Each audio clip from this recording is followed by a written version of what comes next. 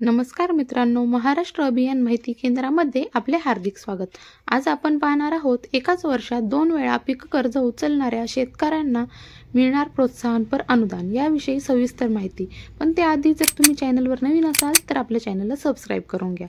कोल्हापूर जिल्ह्यातील एकाच वर्षात 2 वेळा पीक कर्ज उचलणाऱ्या शेतकऱ्यांना प्रोत्साहनपर अनुदान मिळण्याचा मार्ग आता मोकळा झाला आहे। जिल्ह्यातील 14,800 ऊस उत्पादक शेतकऱ्यांना प्रोत्साहनपर अनुदानापोटीची मिळणारी ही रक्कम 75 कोटी रुपयांच्या घरात असल्याची माहिती पालकमंत्री हसन मुश्रीफ यांनी दिली।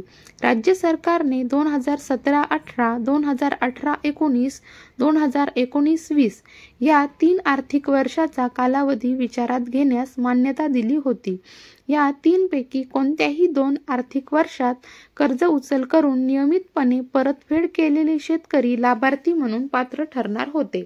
मात्र ज्या शेतकऱ्यांनी या 3 पैकी एकाच वर्ष कर्ज उचल करून परतफेड केलेली आहे ते या लाभापासून वंचित राहत होते। जिल्ह्यातील ऊस उत्पादकांची त्यामध्ये मोठी संख्या आहे।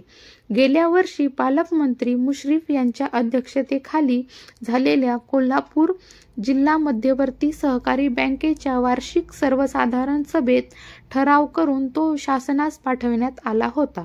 शासन निर्णयातील जाचक निकषांमध्ये शिथिलता आणल्यामुळे शेतकऱ्यांना दिलासा मिळाला आहे।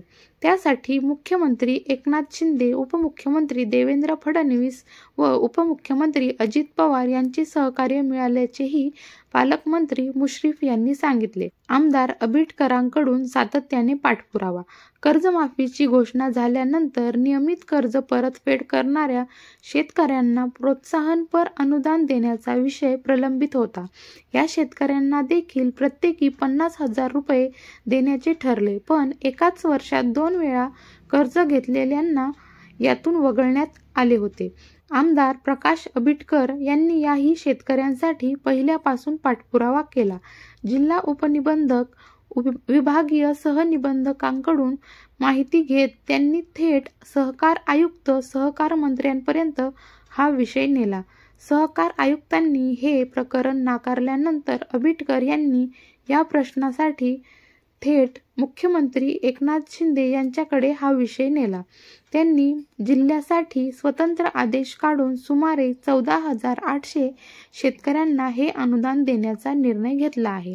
व्हिडिओ आवडला असेल तर लाईक करा, शेअर करा आणि आपल्या चॅनलला सबस्क्राइब करा। धन्यवाद।